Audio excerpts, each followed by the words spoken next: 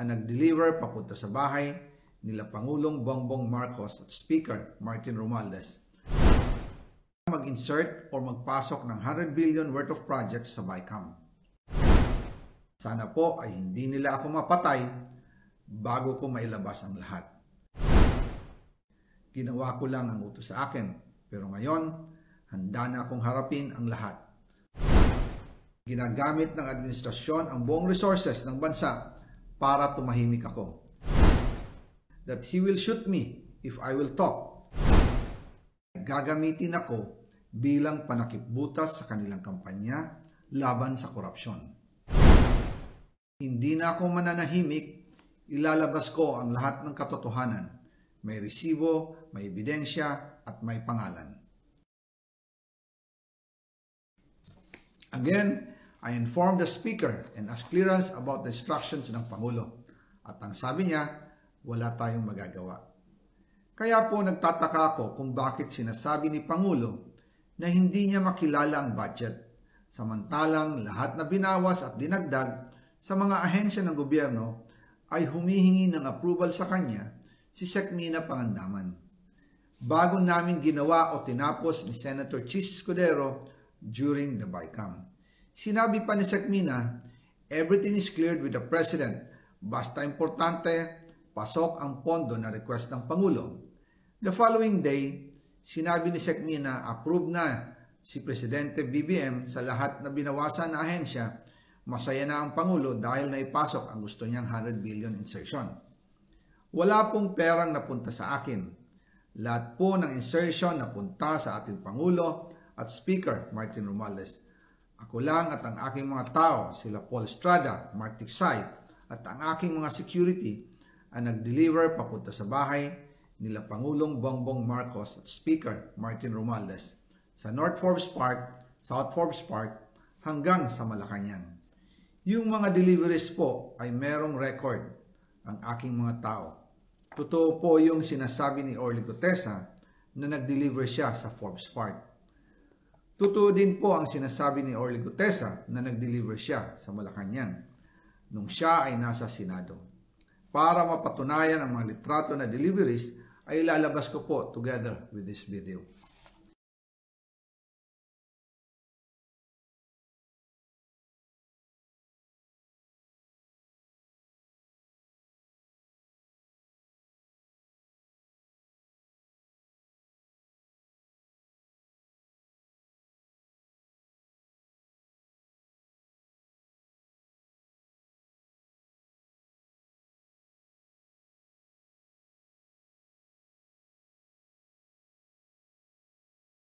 After po ng approval ng budget sa General Appropriations Act of 2025, nagtanong po ako sa DPWH kung magkano ang kailangan na ibigay sa Office of the President o ang SOP na bigayan.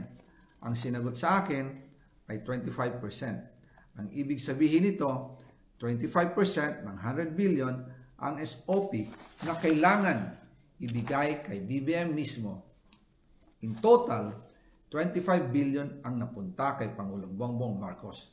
Kaya ngayon ay hinahamon ko si Ombudsman Remulla kung seryoso talaga siya sa mga sinasabi niya sa kanyang press release na idadamay niya pati si Martin Romualdez kung magbibigay ako ng ebidensya. Patunayan niya ngayon ang pronouncement niya. Imbestigahan niya ang fraternity Brad at ang kanyang kaibigan na si Speaker Martin Romualdez kung talagang tutupad siya sa tungkulin niya. Imbestigahan din niya si President Bongbong Marcos. Sabi nga ni BBM nung SONA, let's do it right at mahiya naman kayo, hindi po ba?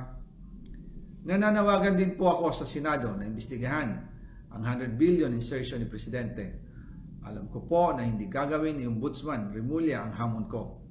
Pero magaling ang Senado sa imbestigasyon at ako ay naniniwala na dahil sa kanila, lalabas ang katotohanan. I don't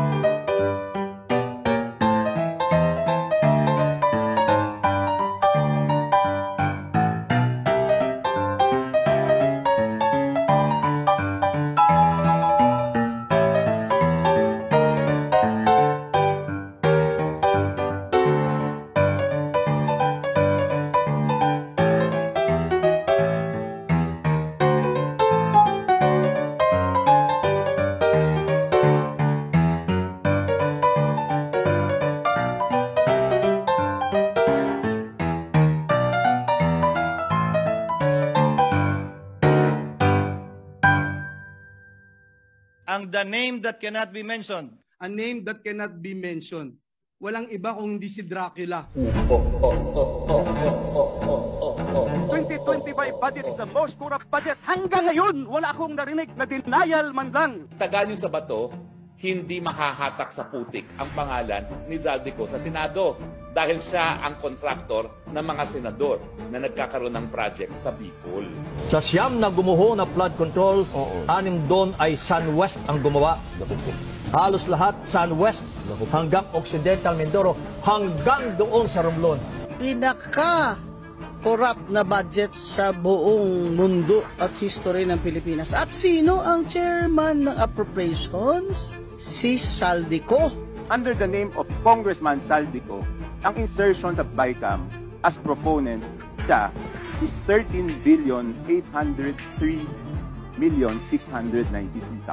Karamihan sa mga kawani ng DPWH na nabanggit sa itaas ay paulit-ulit na binabanggit ang delivery ng pera ay para sa kay Zaldico na dapat at least 25%.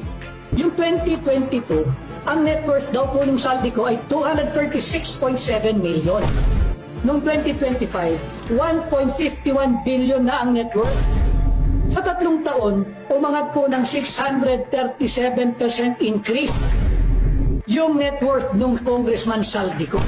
Ayon kay Congressman Toby Chanco ng Navotas, tig 2 billion pesos mahigit ang nakuha ng 2 party lists na kaalyado ni Zaldico, ang Ako Bicol at ang Barangay Health Workers. Bukod pa sa halos 14 billion pesos na insertion. Sa lahat ng proyektong nilaan sa Barangay Inarawan, tanging ang SunWest Incorporated ang nakakopo ng mga proyekto.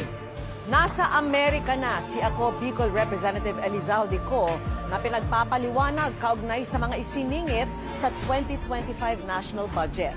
Noong Enero, bumaba sa pwesto bilang chairman ng House Appropriations Committee noong 19th Congress, si Ko. Nangyari ito sa gitna ng issue sa AHAP o ayuda para sa Kaposalitita Program sa 2025 national budget na pinangangambahang magagamit sa politika.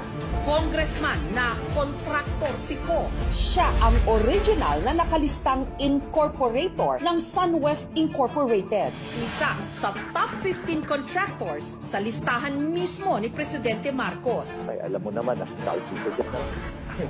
Ang kwan dyan, pasimuno dyan eh.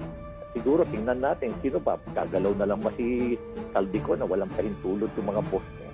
Ako nakakalungkot isipin. Bubulag-bulagan kasi sila eh. Kaya doon ho dapat umpisan kay Zaldico. Yung SunWest, as we mentioned in our report back in March, is really a supercontractor in Bicol region. Nasa 38 billion pesos ang na-corner nitong project sa DPWH since 2016. Because we are talking here of 4 billion pesos in 2023. After that, gumuho na po ng 2024. Mr. Chair, Governor, sino yung contractor na yun? Pangalan po ng contractor, as early as 2023, ang tanda ko lang po ay isa, SunWest. But for the meantime, dyan unahin yan siguro yan si Mr. Zaldico. Dahil siyang susi sa lahat. At alangan naman na gumagalaw lang yan na hindi nalalaman ng boss niya.